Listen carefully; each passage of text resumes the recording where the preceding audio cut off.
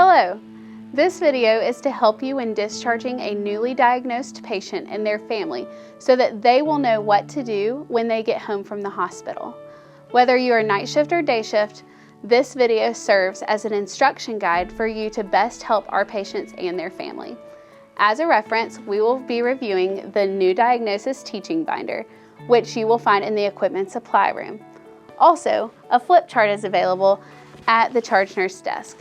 Copies of all teaching materials are available in English and Spanish. You may also watch this video as often as needed on the Children's Red Wagon. So let's get started. The first thing that we will go through today is the new Diagnosis binder. This binder is typically given to the family by the doctor during the initial diagnosis talk.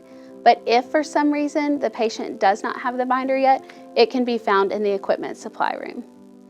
So within this binder, you have a journey board.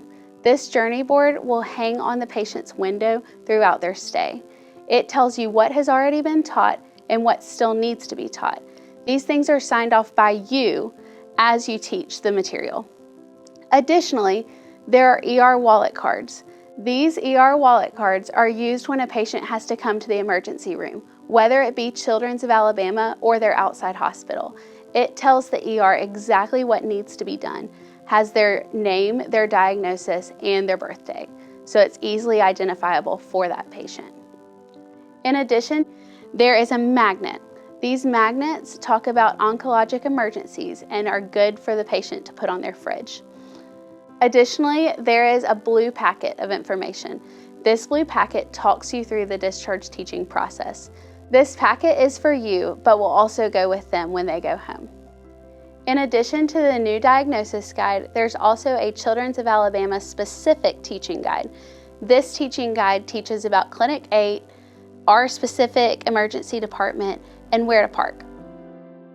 So now that you're familiar with the new Diagnosis discharge teaching binder, let's move on to what you should teach the families.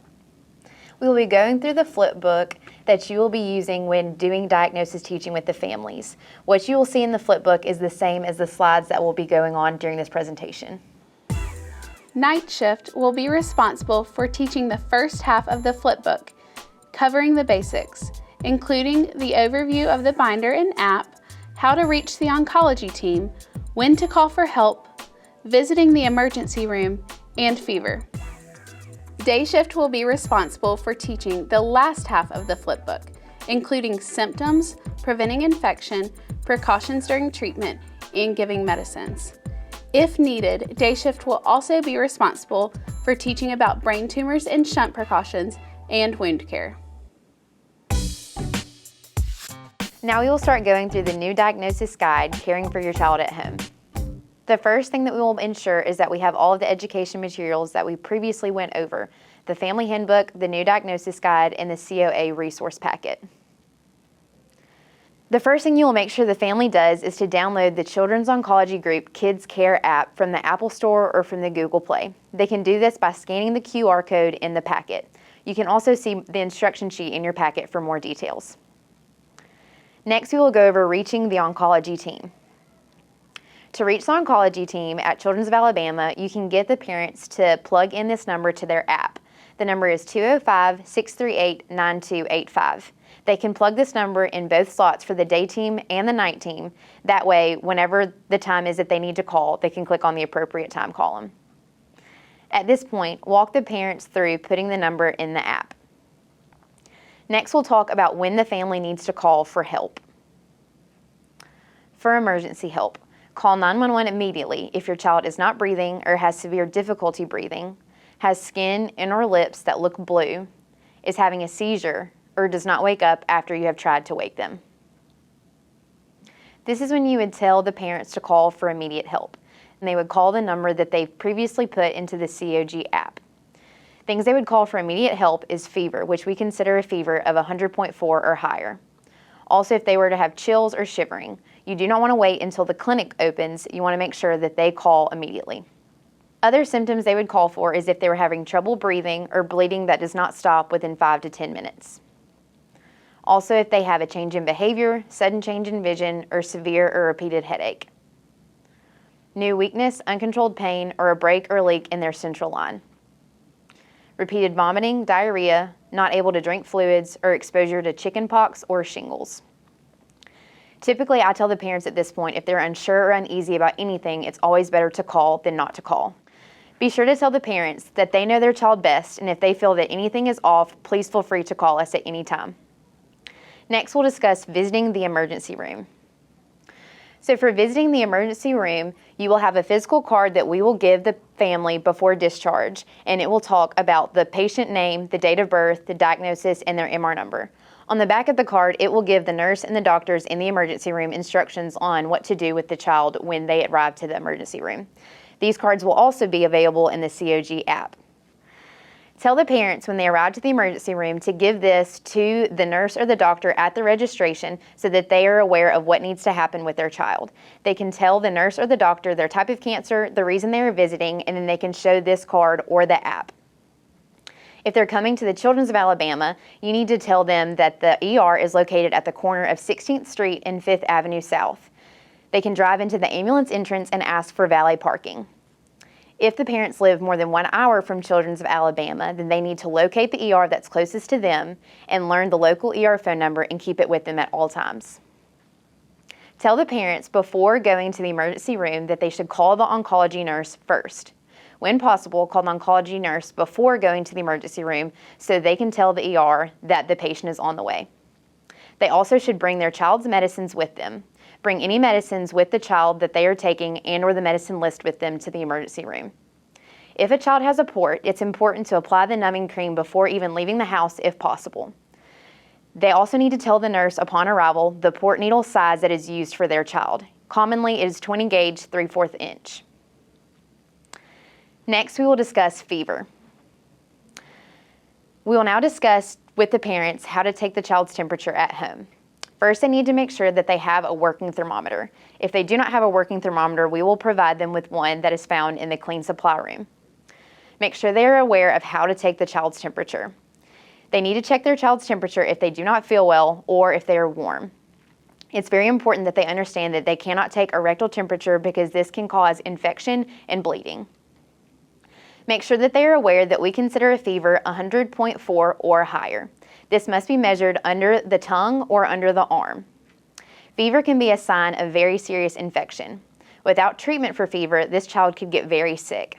They need to make sure that they call the oncology nurse immediately if their child does have a fever. Make sure that they also know not to give any medicine for fever unless they are told so. Again, reiterate that if their child has a fever, they need to call the oncology nurse for the number that they have already plugged into their COG app. Do not wait until the clinic opens.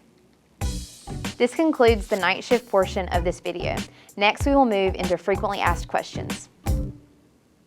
Okay, so now I will be acting as the parent asking frequently asked questions with recommended responses by Sydney. So my child has a temperature of 100.1. Do I need to go ahead and bring them to the ER? At that point, you would not bring your child into the ER because they have a temperature of 100.1 and we consider a fever 100.4 or higher. However, if they have a temperature of 100.1, it's likely that they will spike. So you need to be sure to make sure that you're checking your child's temperature frequently so that if they do reach 100.4, you can call and bring them in. So can my child go shopping in the grocery store with me? So during this initial diagnosis period, they do not need to be out in public. However, as they continue on with treatment, check back in with your healthcare provider and they'll tell you when it is safe for them to go back into public. Now, what about my friend's birthday party? Can I bring them to that? Unfortunately, if there are people that are outside of your home that they will be around, they do not need to be with them because they can be exposed to different infections, viruses, and other things that could make them very sick. Okay, so we have a dog. Can my child go and walk the dog?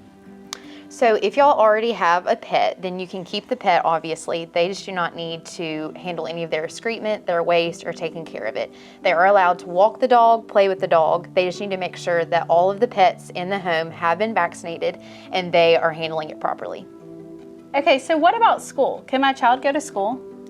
So at the hospital, we have a school liaison that will contact your school and be in contact with you on the educational needs of your child. However, during the first part of their diagnosis and their treatment, they will be homebound, and that's where the school liaison will get the educational materials that they need. At the point that they can go back to the school, the healthcare provider will let you know, and the school liaison will get all of that coordinated. So what about siblings in the home? Are they allowed to stay? I have 3 other kids. So other siblings are allowed to stay in the home. However, if any of the siblings bring home any type of sickness or illness, they need to be kept separate from the patient, because something that might be just a common cold for your other children could be detrimental to the patient and could put them in the ICU. So my child spends half of their time with me, but then half of their time with their dad. How does that work? So each primary caregiver of the child needs to come in for the full discharge education prior to discharge. However, any person that's going to be entrusted in the care of your child needs to know the basics of how to recognize an emergency and what to do in the event of an emergency. Okay, so my pediatrician says that a fever is 101, but now you say 100.4. Why is it different?